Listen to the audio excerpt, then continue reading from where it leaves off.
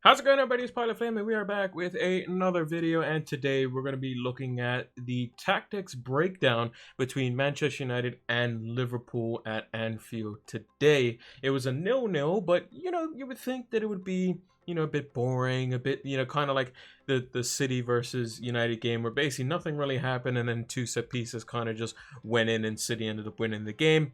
But this had a bit of nuance to it. This showed that United kind of went for it, especially in the last 20 minutes.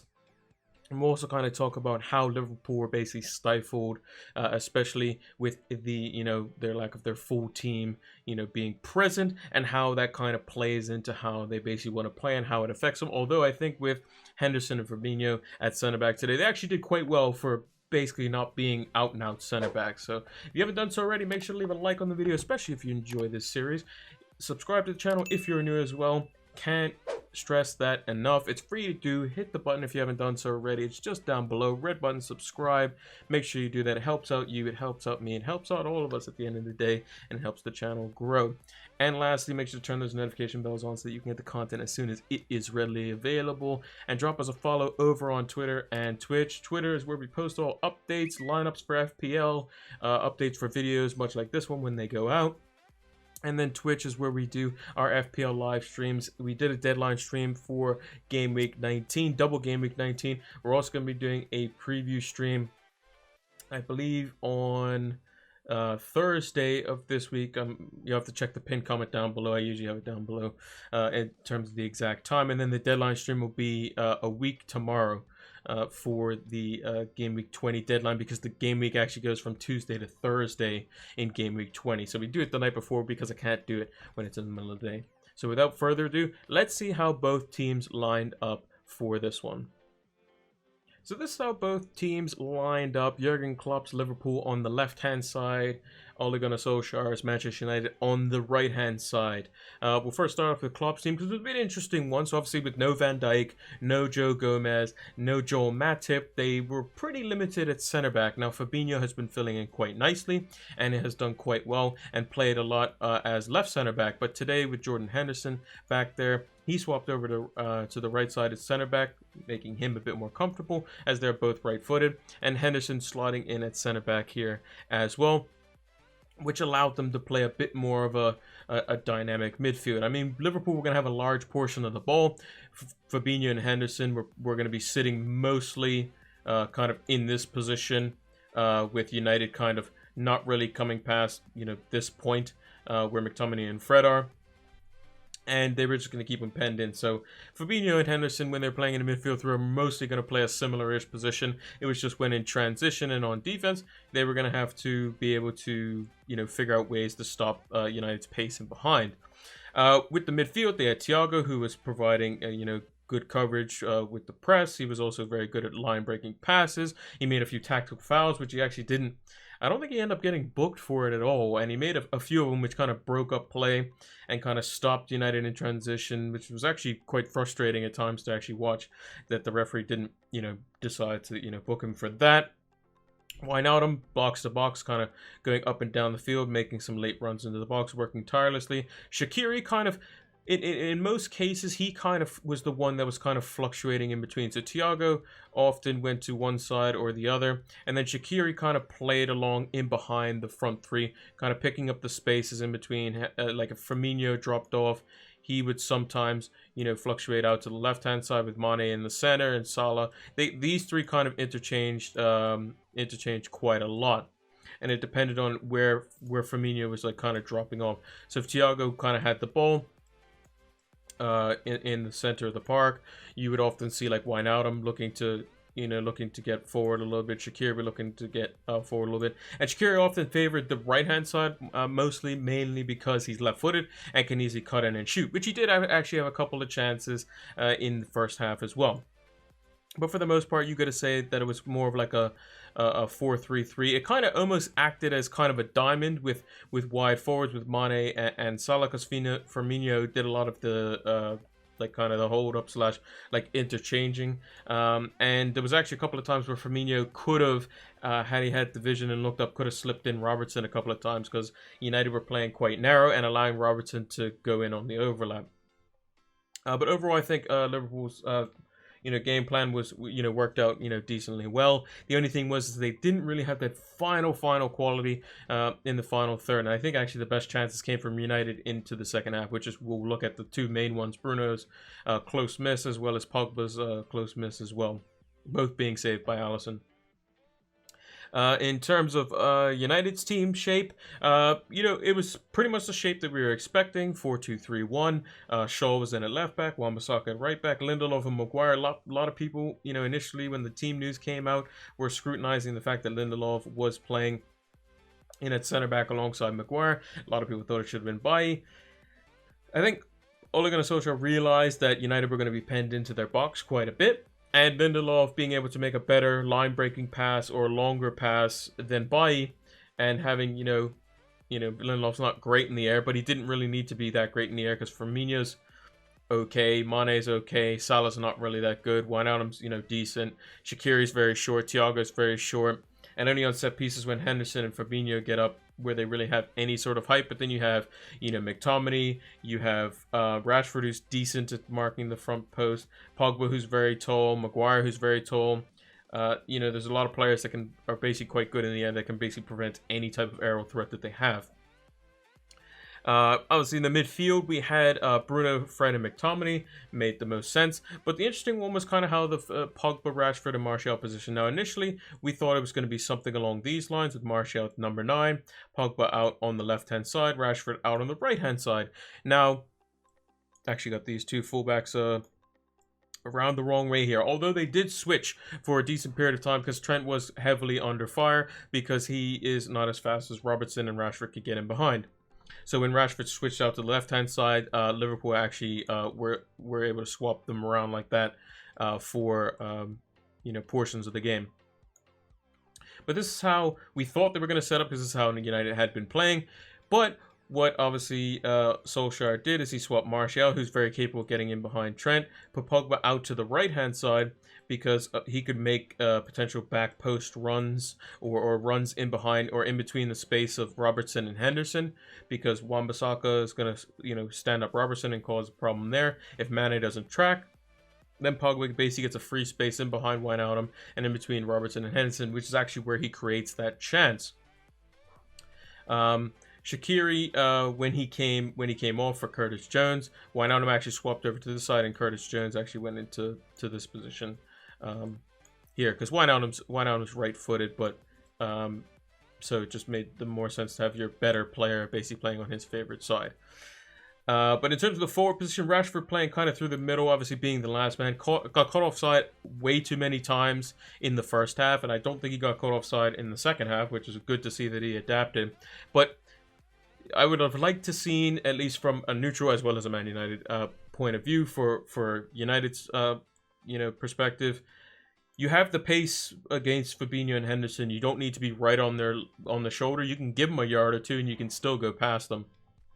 Bruno was very wasteful and didn't get on the ball. We often saw him floating all the way across to either sides of the pitch, and it caused a bit of, kind of an open space where basically Wijnaldum and Thiago and Shaqiri were kind of just bossing this middle section. Bruno trying to get wide and trying to get into these, these positions here to pick up the ball, leaving kind of Rashford out on his own.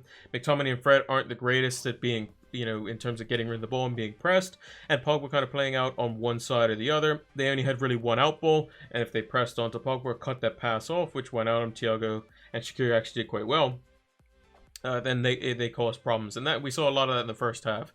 And it was a tale of two halves. Liverpool was very good in the first half, just with no end product. Man United was very good in the second half in terms of what they offered on the break, and defensively, United were very good throughout the game. So yeah, that's pretty much it in terms of lineups and how the game kind of went, because there was actually no goals in the game. One last thing, we did see situations where Pogba was out on the left hand side, like when Cavani came in, and Rashford was through the middle. Cavani went out to the right, and then Cavani went out through the middle, and Rashford went out on the left. And the one chance that actually Rashford got out to go on the left and actually run at Trent Alexander-Arnold created one of the best chances in the game, which was quite good. People may say, "Oh yeah, Bruno's free kick was very close." Again, if he puts, it's he was really close on the free kick in the first half. It was actually United's only shot in the whole first half.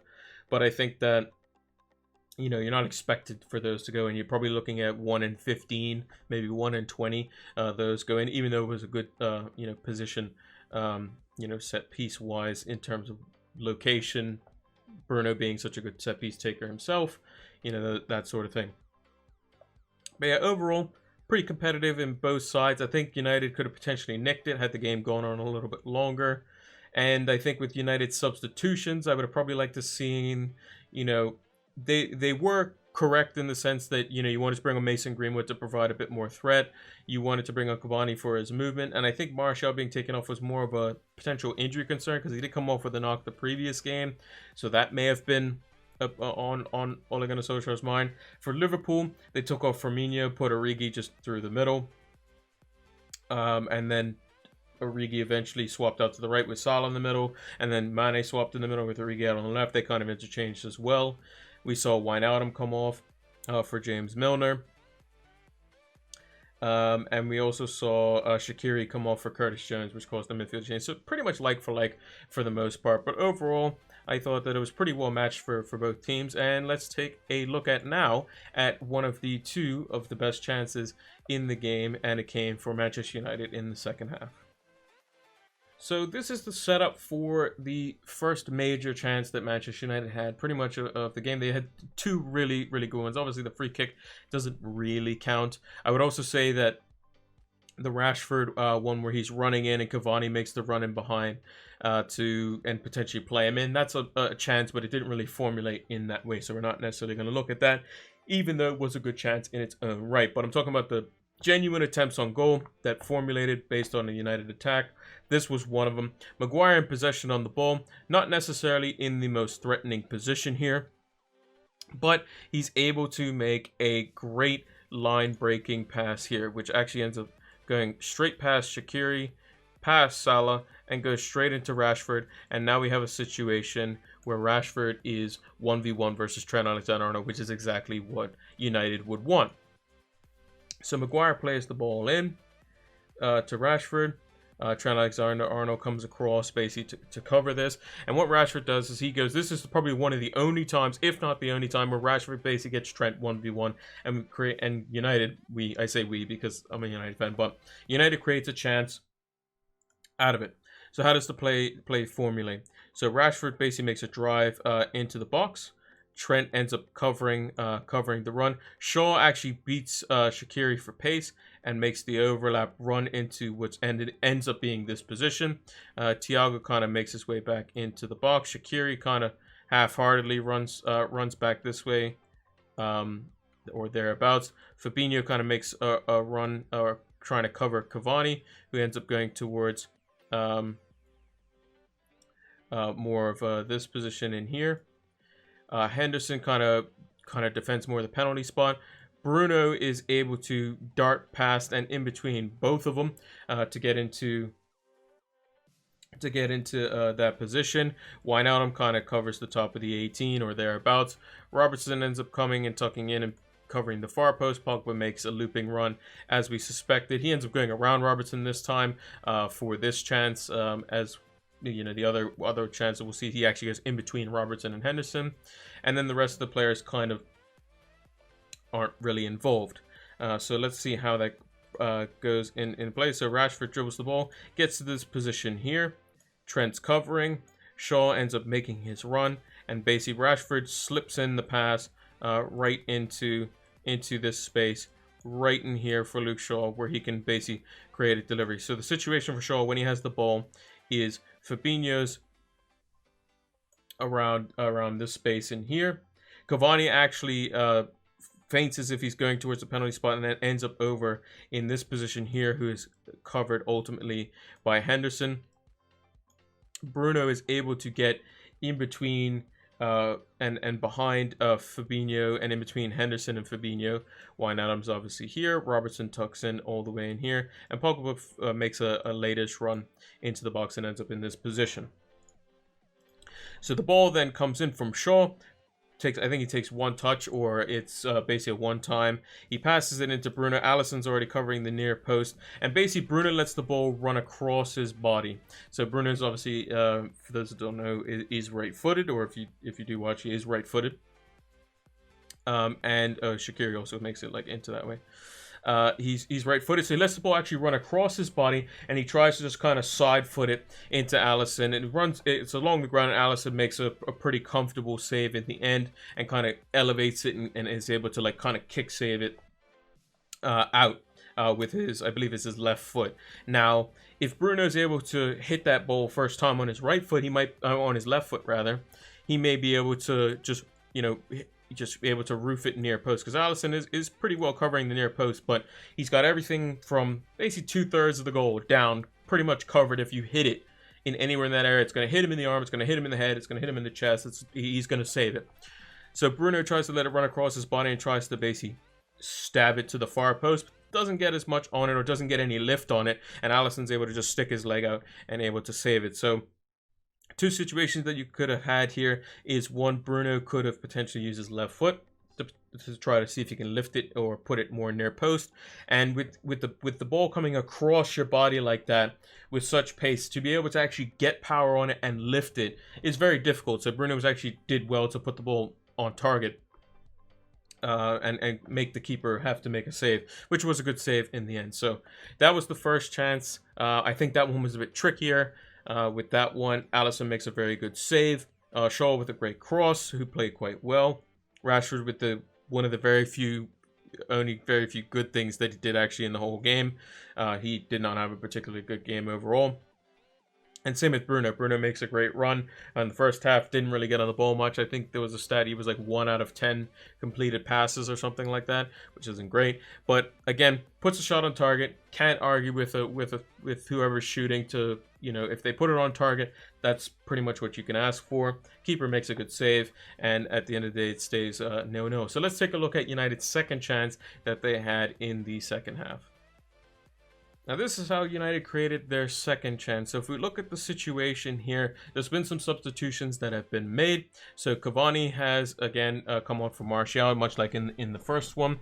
We also have a change in midfield for Liverpool, where Wijnaldum has shifted over to the right-hand side of the 3 here. And we have Curtis Jones, who's come in for Xherdan Shaqiri. I think those were the only 2 substitutions that have been made at the time. Because Mason Greenwood was in like the 89th minute, and Milner was quite late on, as well as Divock Origi for Firmino. So Wan-Bissaka has the ball in this position. Now, normally not necessarily a threatening his position. If Cavani, makes a run from here towards the penalty spot, you would think that his movement could cause problems to get him behind Fabinho, not a natural center back, but a decent defender in his own right. Trent not necessarily the best defensively. If Wan-Bissaka is able to deliver a ball in like that, a very De Bruyne or a David Beckham-esque ball, then you're looking in good shape. What he does decide to do is quite good. He ends up making Robertson make a decision. Do I follow him, or do I try to basically make the tackle and have Curtis Jones clean up? So what Wan-Bissaka actually does is he darts towards the corner of the penalty spot, threatening some type of cross. So Robertson naturally follows him. Curtis Jones actually follows him as well. They kind of just ward him off. They don't put in a tackle. They don't want to give away another free kick, because they know that they are susceptible to aerial threat. So if you have a free kick in this area with a right footer like Fernandez on the ball, he can swing the ball into this massive area here on a set piece, where you can have Maguire, McTominay, Lindelof, who did quite decently in the air this game. Pogba, Rashford's not bad in the air in terms of getting up there. His heading is much less to be desired. Shaw is pretty good in the air as well. If we haven't mentioned Maguire, we should, because he is very good in the air. So yeah, Wan-Bissaka ends up driving towards the corner of the box. Robertson ends up following him. Jones ends up following and picking up this position here as well. Henderson just tries to make a covering run in this position, just hoping that if there is a ball played in and along the ground, he can block it if it's going in and around the penalty spot, or basically kind of just kick it out so that it doesn't, get across into the danger area, which is ultimately like in and around the penalty spot. So Robertson ends up in this position. Wan-Bissaka with the ball ends up like just barely inside the 18. Jones ends up here. Henderson ends up here. Now, Fabinho again is looking mainly at Wan-Bissaka here. A bit of ball watching, so you can kind of say that he may have been not necessarily paying attention to what was the more threatening thing, which was ended up being Paul Pogba. Thiago kind of just makes his way into this position here. Bruno makes his run towards the penalty spot. Trent ends up following Cavani, who ends up making his way into here. Rashford kind of just wanders into the penalty spot here. But the main man is Pogba. He ends up making a run in behind Henderson, who's kind of cheating a little bit towards more of the ball, and kind of making a situation where you have Robertson, Curtis Jones, and Henderson all creating like this like V-shaped formation towards they can block off a potential, like whip delivery on top of Alisson, a ground pass in and towards the 6-yard box, or a cutback towards the 18. What actually ends up happening is Wan-Bissaka ends up slipping the ball in between Henderson and Curtis Jones, which meets Pogba in this position here. So Pogba ends up picking up the ball. The ball is played in beautifully. Pogba has a touch, gets into this position here, and then he's basically more or less 1v1 with Alisson. Now Fabinho, having been some kind of ball watching of what Wan-Bissaka is doing, ends up making an effort to kind of at least put as much pressure as possible and tries to make a sliding attempt to block the ball. Pogba in the situation goes for power, puts it on target, pretty much hits it straight at Alisson again. Now, in this situation, you can say, okay, what options does Pogba really have? He doesn't really have a situation to slide it across because Fabinho is more or less in this position. Can't really cut it back to Bruno because Fabinho will pretty much get a block in. And he can't really curve it in and around towards Cavani, who was making a run, in behind Trent. But had the ball spilled out in this area, Bruno or Cavani would have almost certainly tapped it in. So Pogba goes for power. He doesn't really, even in this situation, doesn't like in this image, like the diagram that we have here, this type of angle, like to get it in at the far post, you would have to do something really special. Alisson had his angle covered well. Again, would have had to lift it over Alisson or had to hit it with such power that it goes past his leg towards he can't actually lift it up. So it had to have some type of lift. Or he would have to open up his body and use his left foot, in which case I think Fabinho would have probably blocked it in that scenario as well. But he does put the shot on target. Alisson makes a good save. And then United are thwarted again for their other good chance. But it shows that, with a little bit of uncertainty around a player like Wan-Bissaka, who you wouldn't necessarily as the best creator, or a situation where you find you want to be more favorable, where you have an isolation of Trent versus Trent Alexander-Arnold with Shaw flying in behind. Those are the situations where United were able to create something, getting Pogba in the box, getting Bruno in the box, getting Martial or Cavani, whoever the forward is, in the box, and then rely on the likes of Pogba, Bruno, and Cavani to maneuver around and basically create these little runs in and around defenders, pulling them left, right, and center, and getting a situation where they have a little bit of space to basically get a shot off. And that's basically what you want from somebody who gets in that position. Bruno was a one-time shot. Pogba was a one-touch to control and then end up hitting it, which Alisson saved both of them quite good in terms of his positioning. It was kind of more of up in his chest / neck area, so Pogba did hit it with quite good power. Again, in that situation, you never know where it could go. If he hits it with power, it could just like brush off his hand as he's trying to basically protect his face, drop down to Cavani. Cavani taps it in. It could blast off, hit off his chest and ricochet up into the goal. If he hits it a little bit lower, it could ricochet off his ankle and go in the goal. There's many different things that you can do with power, and I think that was the best shot selection there. With Bruno's, you could say it was a little bit more, maybe he should have trusted his left foot a little bit more there, but overall not too much nitpicking overall. In terms of man of the match, so if we bring all the players back to where they were, I don't think that, overall, I think first half, you're probably thinking, Liverpool are basically, they don't really have the final ball here to kind of, or that little bit of quality to more or less make the game open up or create a very clear-cut chance. Because they had one situation where you had Firmino. I'll just do it in just a second once I get the players back in their positions here. So that was more or less how they were. So you had a Firmino in a situation where he was let's say he was attacking this goal here. He was more or less in this this situation here with a couple people in front of him, and then you had Robertson, who was in like literally all of that space was free, and he would have had basically a 1v1 with De Gea. De Gea would have probably been in this position. Robertson would have been on his left foot. He would have probably had to hit it, could have taken a touch, and then had to try to hit it back across goal. Would De Gea potentially saved it? Maybe, but it would have been a very good chance, and that could have happened a couple of times. Just Firmino didn't play him in.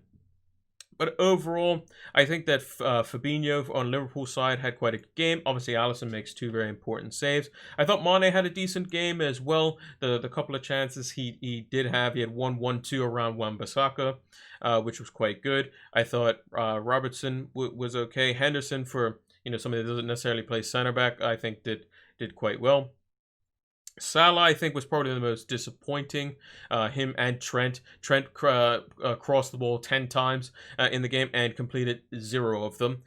Salah didn't really have his first touch with him today, and the shots that he did have were just blocked or just didn't ever look like they had a chance. I thought Shaqiri, who came off for Curtis Jones, was quite good. Curtis Jones didn't really have enough time to impact the game. Same with Origi. And I thought Firmino did okay, but there were situations where if he had looked up, he could have easily found Robertson or somebody else to potentially slip in. On United side, I thought Martial was quite good in the first half in terms of his hold-up play. And in terms of bringing players in, especially from the left-hand side, his touch was a lot better, which it hasn't been in the past couple of games. I thought Cavani, when he came on, was decent, making good runs, made a very good run, which Rashford could have slipped him in and potentially, again, been one-on-one with Alisson. Would he have scored? Maybe. He would probably put it on target, though, so that's what you can ask for. I thought Bruno was quite poor in the first half and did a little bit better in the second half.